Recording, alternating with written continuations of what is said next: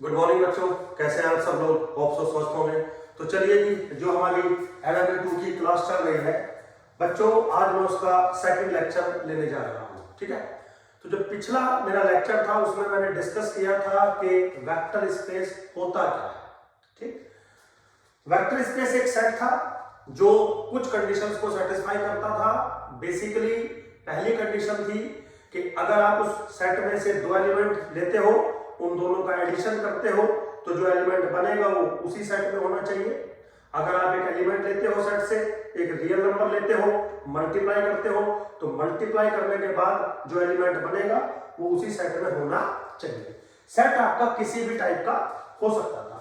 तो आज जो हम डिस्कस करेंगे, पिछली क्लास में हमने ये डिस्कस किया था कि जो R होता है set of real number, set of real number together with usual addition and usual multiplication है, together with usual addition and usual multiplication, ये एक वेक्टर स्पेस होता है। तो मेरे बच्चों, आज हम डिस्कस करेंगे R स्क्वायर। बिल्कुल सिंपल है, R स्क्वायर और R क्यूब तक आपको डिस्कस करना है। इवन R स्क्वायर से ही आप सब चीजें समझ जाएंगे, क्योंकि जो इकोनॉमिक्स है उसमें जनरली R क्यूब से ही क्वेश्चन बनता है या वर्क किया जाता है।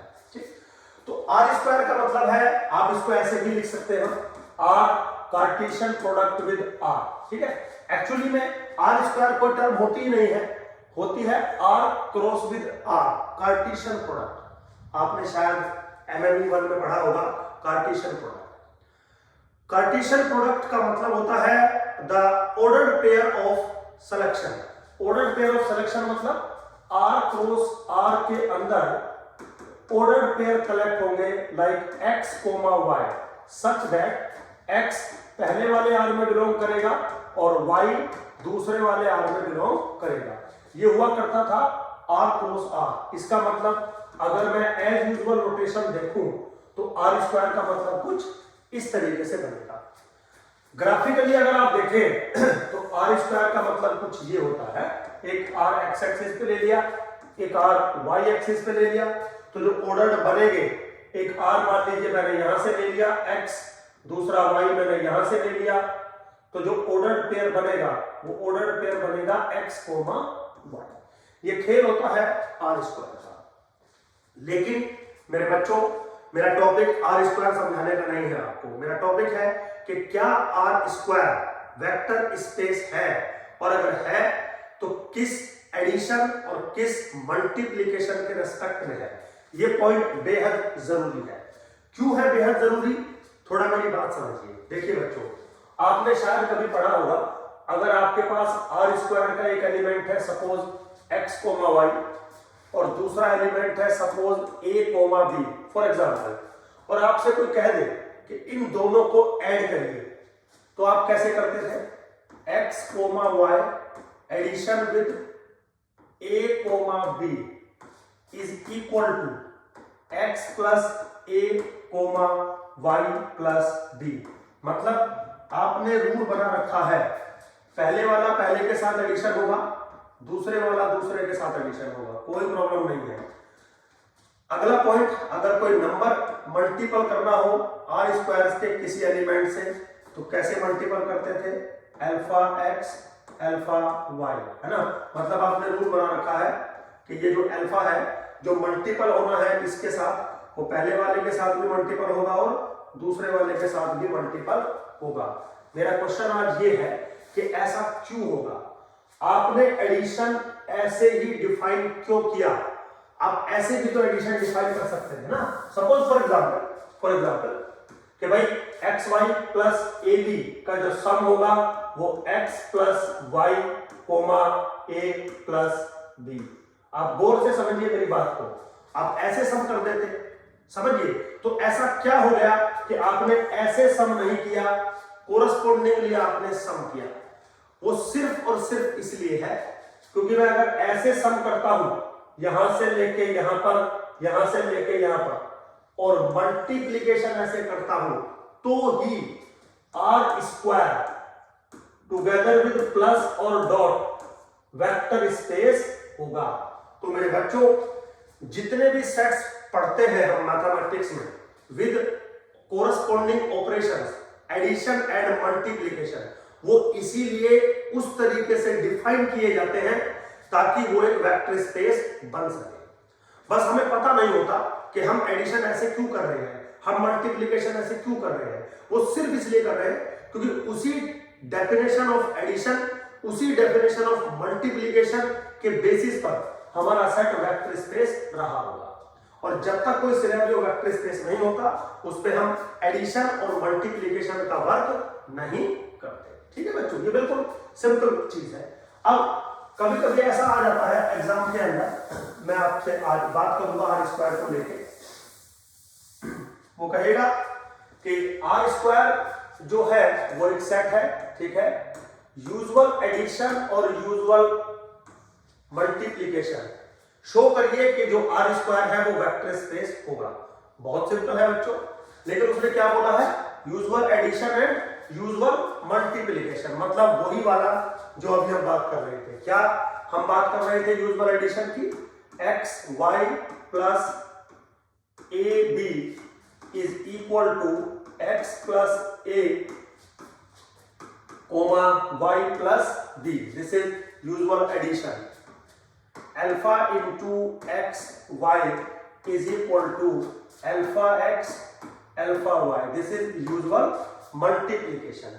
तो इनके कोरस्पॉन्डिंग आपको आर स्क्वायर की 10 की 10 कंडीशंस को सेटिस्फाई करवाना है, मतलब इसको वेक्टर स्पेस आपको बनाना है। तो बिल्कुल सिंपल है, कोई ऐसा टिपिकल टास्क नहीं है, लेकिन एक बार आप शो करके देखिए। इसमें मैं आज आपको एक अच्छी बात ये भी बताऊंगा, एक बार 2016 के आसपास एक क्वेश्चन आ गया था आर स्क्वायर में, उसने एडिशन और मल्टीप्लिकेशन यूजुअली डिफाइन नहीं किया था, अपनी मर्जी से डिफाइन किया था और ये बोल दिया था कि शो करो अब R square with this defined addition और this defined multiplication is not a vector space. ठीक है, is not a vector space. तो वो भी आज हम डिस्कस करेंगे। तो सबसे पहले तो मेरे बच्चों एज यूजुअल है, कैसे, पहली कंडीशन तो आपके सामने लिखिए।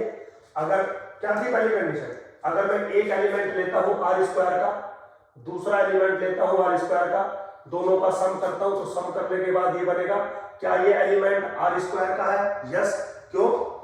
क्योंकि x भी रियल नंबर है, y भी रियल नंबर है, a भी रियल नंबर है, b भी रियल नंबर है, तो x plus a real number बनेगा, y plus b real number बनेगा, तो दिस कोमा दिस बिलोंग करेगा आर स्क्वायर को। बिल्कुल कोई प्रॉब्लम नहीं है। ठीक है, अगला पॉइंट यहीं पे देख लीजिए। अगर आप दिस प्लस दिस करते हैं तो अकॉर्डिंग टू रूल ये बनेगा। इसको आप कैसे लिख सकते हैं, a plus x comma b plus y, इसको आप कैसे लिख सकते हैं, a comma b plus x comma y, बिल्कुल लिख सकते हैं। इसका मतलब some element plus some another element. मान लीजिए this is capital X, this is capital Y, for example दो एलिमेंट है, तो capital X plus capital Y is equal to capital Y plus capital X, तो कम्यूटेटिव हो गया। Similarly associative भी हो जाएगा, आप इजीली इसको चेक कर सकते हैं। अब बारी आती है एडिटिव आइडेंटिटी। क्या आर स्क्वायर के अंदर एडिटिव आइडेंटिटी बिलोंग करती है? आंसर है यस। क्यों? देखो, सबसे पहले तो क्या 0 0 एलिमेंट आर स्क्वायर के अंदर बिलोंग करेगा? Yes sir, 0 0 element belongs to R square. अब अगर 0 0 एलिमेंट आर स्क्वायर के अंदर बिलोंग करेगा तो क्या मैं ये कह सकता हूं कि मैं कोई भी एलिमेंट ले लूं एक्स वाई जो कि आर स्क्वायर का होगा, if I add 0 0 then we get x comma y. Yes sir, इसका मतलब this is what, additive identity. तो बिल्कुल आपके आर स्क्वायर के अंदर एडिटिव आइडेंटिटी बिलोंग कर रही है, और बिलोंग कर रही है तो जो प्रॉपर्टी नंबर 4 थी वो सेटिस्फाई हो गई। चलिए अब आती है एडिटिव इनवर्स की बात। बिल्कुल सिंपल है एडिटिव इनवर्स। कैसे? देखिए, मान लीजिए आपके पास कोई एलिमेंट है x y belongs to R square. ठीक है बेटा, तो इसका मतलब है कि x भी रियल नंबर होगा और y भी रियल नंबर होगा। अब मेरा एक सवाल है, अगर x रियल नंबर होगा तो क्या माइनस एक्स रियल नंबर होगा? Yes sir. क्या माइनस वाई रियल नंबर होगा? Yes sir. तो according to rule minus X minus Y confirm belong करेंगे आर स्क्वायर में। यस सर, है ना बेटा। अब आप एक बात बताओ, अगर मैं इस एलिमेंट में इस एलिमेंट का एडिशन कर दूं तो क्या मिलेगा? मींस x, y में अगर मैं एडिशन कर दूं -x, -y का, तो क्या मिलेगा? 0 0, and this is what? Additive identity. So this is what? Additive inverse. इसका मतलब अगर आप कोई भी एलिमेंट लेते हैं आर स्क्वायर का, तो कंफर्म आपको एडिटिव इनवर्स मिलेगा, जो कि मिल रहा है। तो प्रॉपर्टी नंबर 5 जो है वो सेटिस्फाई हो रही है बच्चों। बिल्कुल सिंपल, कोई ऐसा इसमें रॉकेट साइंस नहीं है। मैंने नोट्स में हर एक प्रॉपर्टी को प्रॉपरली प्रूफ किया है, बस यहाँ पे हर एक चीज को लिखूं वो वेस्टेज ऑफ टाइम होगा। कॉन्सेप्ट समझिए कि कॉन्सेप्ट होता क्या है। अब आती है 6 प्रॉपर्टी, वो आपको यहां से दिखाई दे रही है। अगर आप एक एलिमेंट लेते हैं x और y आर स्क्वायर का, मल्टीपल करते हैं अल्फा के साथ, तो अकॉर्डिंग टू यूजुअल डेफिनेशन ये भी रियल नंबर बनेगा, ये भी रियल नंबर बनेगा, तो कंफर्म ये एलिमेंट आर स्क्वायर का एलिमेंट बनेगा। प्रॉपर्टी नंबर 6 सेटिस्फाई होती है। वेरी इजी, ठीक है। अब अगली एक और प्रॉपर्टी ले लेता हूं आप लोगों के लिए, सिंपल थी जो, बिल्कुल, है ना। क्या थी प्रॉपर्टी? कि अल्फा प्लस बीटा दो रियल नंबर हैं और एक एलिमेंट है आर स्क्वायर का x, y। So according to rule कैसे चलेगा? Alpha plus beta x, alpha plus beta y। Multiple ऐसे ही करोगे ना भाई। ये तो अल्फा प्लस बीटा एक नंबर है, जब इसका डॉट करोगे x, y के साथ, तो ये पहले वाले पे भी मल्टीपल होगा, ये दूसरे वाले पे भी मल्टीपल होगा। बिल्कुल सिंपल है, ठीक। Now this is equal to alpha x plus beta x, alpha y plus beta y। बिल्कुल ठीक है ना।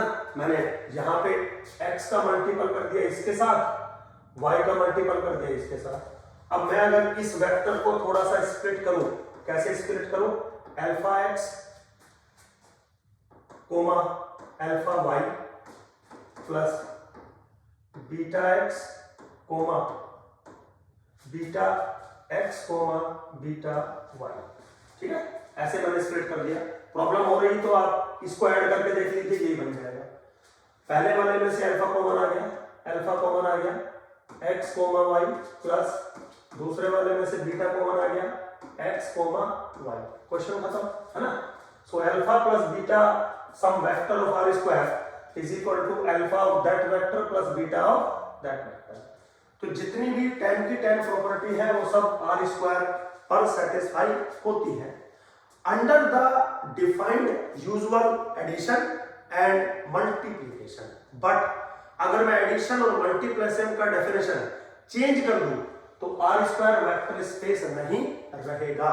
कैसे? देखिए, अब जो मैं वो सवाल आपसे कह रहा था कि बेटा आपके एग्जाम में आया हुआ है 2016 के आसपास, पहले से सिलेबस सेमेस्टर्स अलग अलग होते हैं बट सिलेबस लगभग यही कॉमन रहता है।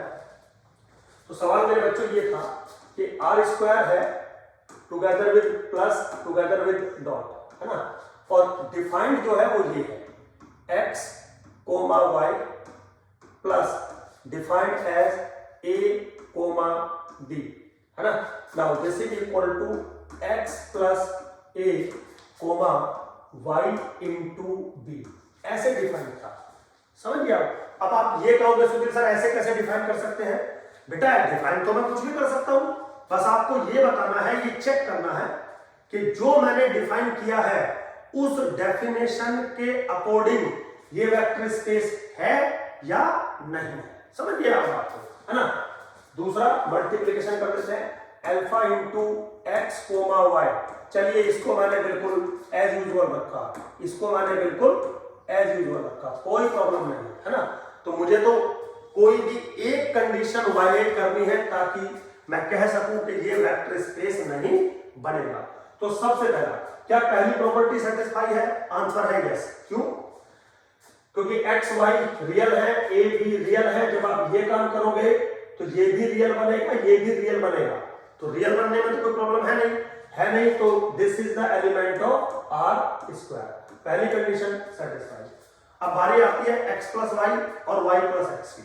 तो मेरे बच्चों मान लीजिए एक आपने कैपिटल X आर स्क्वायर का एलिमेंट ले लिया, suppose for example capital Y आपने आर स्क्वायर का एग्जाम्पल ले लिया, सपोज ए बी है ना। तो सबसे पहले हम करेंगे x प्लस वाई। तो x प्लस वाई किसके बराबर होगा, x comma y plus a comma b according to claim this is x plus a comma y into b। ठीक है जी। अब हम करेंगे y plus x which is equal to a comma b plus x comma y। Now this is equal to according to rule a plus x comma b into y, and now this is what x plus a comma y into b which is same as this one है ना। आप check कर लीजिए which is same as this one। इसका मतलब x plus y बराबर आ गया y plus x के। तो this condition is still satisfied। तो कोई प्रॉब्लम नहीं है मुझे, ये कंडीशन भी मेरी सेटिस्फाई हो रही है। चलिए कोई इतना बड़ा प्रॉब्लम नहीं है, आगे चलिए। ठीक है बेटा, तो बिल्कुल सिंपल है। मतलब देखिए, जब तक कोई कंडीशन मेरी वायलेट नहीं हो जाएगी तब तक मैं ये नहीं कह सकता हूं कि भाई ये वेक्टर स्पेस बनेगा या नहीं बनेगा। ठीक है, तो ये मेरी कोऑर्डिनेटिव प्रॉपर्टी थी, भाई सेटिस्फाई हो रही है। अब और आगे चलते हैं। अब तीसरी प्रॉपर्टी तुम्हें खुद चेक करनी है। जैसे z मान लीजिए मेरा बराबर होगा suppose x dash y dash है ना, तीसरा एलिमेंट मैंने ले लिया। तो आपको तीसरी प्रॉपर्टी एसोसिएटिविटी को सेटिस्फाई करने के लिए क्या करना होगा, x plus y plus z is equal to x plus y plus z. और इसका मतलब मैं पिछली क्लास में समझा चुका हूं, पहले ऑपरेशन इन पे लगेगा फिर x पे लगेगा। यहां पे पहले ऑपरेशन इन पे लगेगा और फिर x पे लगेगा, समझ गए। तो ये आप एक बार एज ए होमवर्क आप करके देखिए, नहीं तो नोट्स में तो मैंने सब कुछ सोल्व करके दे रखा है आपको, बट फिर भी आप एक बार खुद से ट्राई करेंगे तो आपको अच्छी लगेगी चीजें। अब बारी आती है एडिटिव आइडेंटिटी की। एडिटिव आइडेंटिटी क्या कहती है, आपके पास एक ऐसा एलिमेंट मिलना चाहिए 0 0 बिलोंग्स टू आर स्क्वायर जो इस कंडीशन को सेटिस्फाई कर दे। किसको, x comma y plus 0 comma 0 which is equal to x comma y, ऐसा होना चाहिए। ठीक है, तो ऐसा अगर हुआ तो this element is additive identity. आगे चलेंगे फिर प्रॉपर्टी सेटिस्फाई हो जाएगी। बट क्या ऐसा हो रहा है, चेक करते हैं। According to definition this is what x plus 0 comma y into 0। Now this is what x comma 0 which is not equal to x comma y। इसका मतलब आपने क्या कहा कि सर x comma y में अगर मैं एडिटिव आइडेंटिटी ऐड करूं तो 0 x comma y नहीं मिलेगा, ऐसे कर दीजिए है ना। x comma y नहीं मिलेगा तो सेम एलिमेंट है plus additive identity is not equal to as the same element, that's why this is not additive identity. Means property number 5, condition number 5 violate. That's why R square together with this addition is not a vector space। तो मेरे बच्चों बिल्कुल simple है चीजें, लेकिन आपको बस ये देखना है कि कब वेक्टर स्पेस होगा और कब नहीं होगा। ऐसा क्यों देखने को बोल रहा हूं मैं, क्योंकि आपका टॉपिक ही ये है, आपका यूनिट ही ये है। आज के बाद कभी भी जब आपका सेमेस्टर खत्म हो जाएगा, फॉर एग्जांपल मैथमेटिक्स में, कभी भी आपको आर स्क्वायर को चेक नहीं करना है, आर की क्यूब को चेक नहीं करना है कि ये वेक्टर स्पेस है या ये वेक्टर स्पेस नहीं है। क्यों, क्योंकि वो यूजुअली वेक्टर स्पेस ही होंगे। क्योंकि जब भी हम देखिए, जब हम कोई टॉपिक पढ़ाते हैं तब हम उसमें पूछते हैं ये क्यों हुआ, ये कैसे हुआ, ये क्या करेगा। टॉपिक खत्म होने के बाद फिर हम मान के चलते हैं कि हमने आपको पढ़ा दिया ना आर स्क्वायर, हमने आपको पढ़ा दिया ना कि आर स्क्वायर कब वेक्टर स्पेस होगा, किस एडिशन पे वेक्टर स्पेस होगा, किस मल्टीप्लिकेशन पे वेक्टर स्पेस होगा, बता दिया ना। अब याद रखिएगा, तो हमेशा ये चीज आपको डिस्कस नहीं करनी है, लेकिन इस यूनिट के अंदर आपको ये चीजें डिस्कस करनी है कि आर स्क्वायर क्या वाकई में वेक्टर स्पेस होता है, यस सर होता है। आर क्यूब वेक्टर स्पेस होता है, यस सर। तो किस एडिशन और किस मल्टीप्लिकेशन के रेस्पेक्ट में होता है। ठीक है बेटा, अब मैंने एक आपको गुरु मंत्र दे दिया, अब आप इसको कहीं तक भी एक्सटेंड कर सकते हैं। जैसे मैं बात करूं आर क्यूब की, तो सबसे पहले तो आर क्यूब होता क्या है, आर क्रॉस आर, कोई प्रॉब्लम नहीं है। This is basically what sir, this is basically collection of x, y, z such that x, y, z belongs to real number, ये होता है। ठीक है, ये मैं बता चुका हूं कि आर क्यूब या आर स्क्वायर कैसे काम करते हैं, कार्टेशियन प्रोडक्ट होते हैं। बस नोटेशन हम ये ले लेते हैं, एक्चुअली में ये डिफाइंड होता है। कैसे डिफाइंड होता है, ऐसे डिफाइंड होता है। अब सवाल यही आता है बच्चों कि सर क्या आर स्क्वायर या आर क्यूब की अगर हम बात करें वो वेक्टर स्पेस बनेगा? यस, लेकिन आर की क्यूब वेक्टर स्पेस तभी बनेगा जब एडिशन और मल्टीप्लिकेशन एक स्पेसिफिक मैनर में होंगे। सर किस मैनर में होंगे? देखो बेटा, अगर आप एक एलिमेंट लेते हो capital X which is x, y, z belongs to R cube, एक एलिमेंट लेते हो y which is equal to ABC, a, b, c which is belongs to R cube, तो एडिशन जो रहेगा वो ये रहेगा x plus y is equal to x plus a, y plus b, z plus c। ठीक, addition ये रहेगा। Multiplication क्या रहेगा विद द नंबर, वो ये रहेगा alpha x, alpha y, alpha z। बात पॉइंट टू नोटेड, आप जो मर्जी करें मुझे कोई प्रॉब्लम नहीं है, लेकिन जब आप x प्लस वाई करेंगे तो ऐसे डिफाइंड होगा, अल्फा इंटू एक्स करेंगे तो ऐसे डिफाइंड होगा। इस यूजुअल एडिशन और इस यूजुअल मल्टीप्लिकेशन के बेसिस पर ही आपका जो सेट बनेगा आर क्यूब, ये वेक्टर स्पेस होगा। अगर मैं इसमें कुछ भी चेंज कर दूं, समझ गया, कुछ भी चेंज कर दूं, चाहे एडिशन पे चेंज कर दूं, चाहे मल्टीप्लिकेशन पे चेंज कर दूं, तो R cube become not a vector space.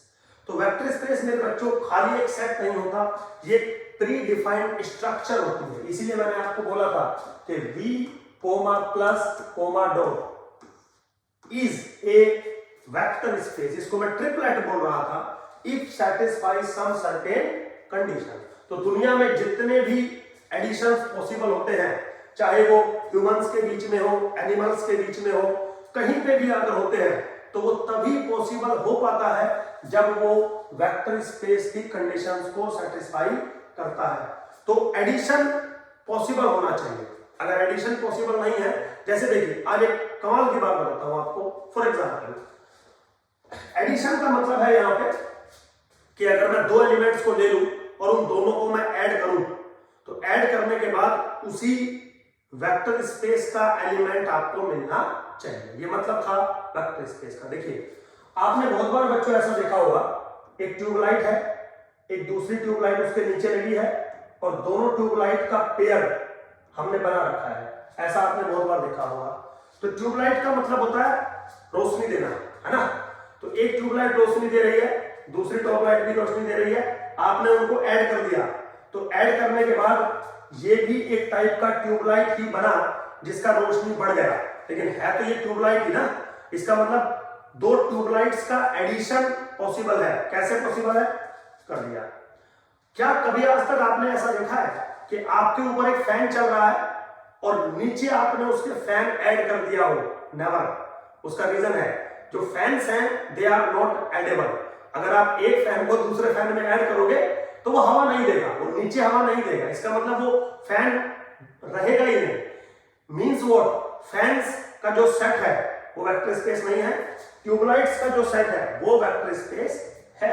मतलब ये एक प्रैक्टिकल बात थी कि हमारा जो सब्जेक्ट है वो प्रैक्टिकली भी कितने स्ट्रॉन्ग होती हैं ये चीजें, ये जानना आपके लिए बेहद जरूरी होता है। ठीक है मेरे बच्चों, तो ये बिल्कुल सिंपल सी बात आज मैंने करी कि भाई वेक्टर स्पेस, दो स्पेसिफिक वेक्टर स्पेस मैंने डिस्कस किए, आर स्क्वायर और आर क्यूब। ऐसे ही इन जनरल करके वो आपको आर एन पे वर्क करवा लेता है कभी कभी। देखिए, अगर टू कमोडिटी वर्ड है इकोनॉमिक्स में तो आर स्क्वायर पे काम करेगा, 3 है तो आर क्यूब पे काम करेगा, नहीं तो वो काम करेगा आर एन पे। तो आर एन का मतलब मैं आपको समझा चुका हूं।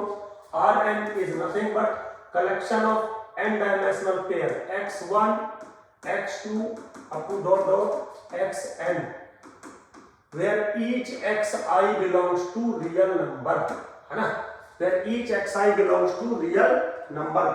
अब वही बात है, क्या Rn, इसको हम n डायमेंशनल यूक्लिडियन स्पेस भी बोलते हैं। क्या Rn एक वेक्टर स्पेस है? Yes sir, but defined as a usual addition and usual multiplication. अब यूजुअल एडिशन है क्या?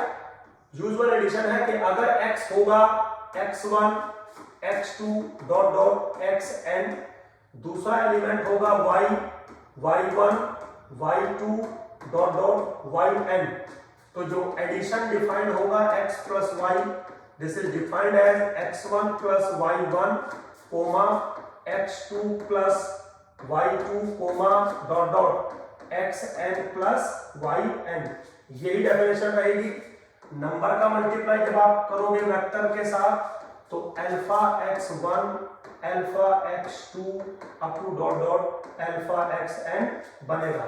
सो Rn is still A vector space which is called n dimensional Euclidean space. ठीक है मेरे बच्चों, तो आज हमने, क्योंकि वीडियो ज्यादा लंबी नहीं कर रहा हूं, है ना, आज हमने 2-3 स्पेसिफिक वेक्टर स्पेस पढ़े।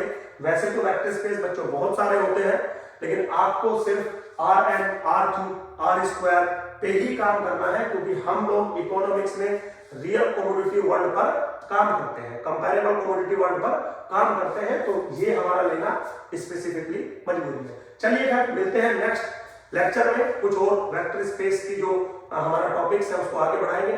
Thank you very much.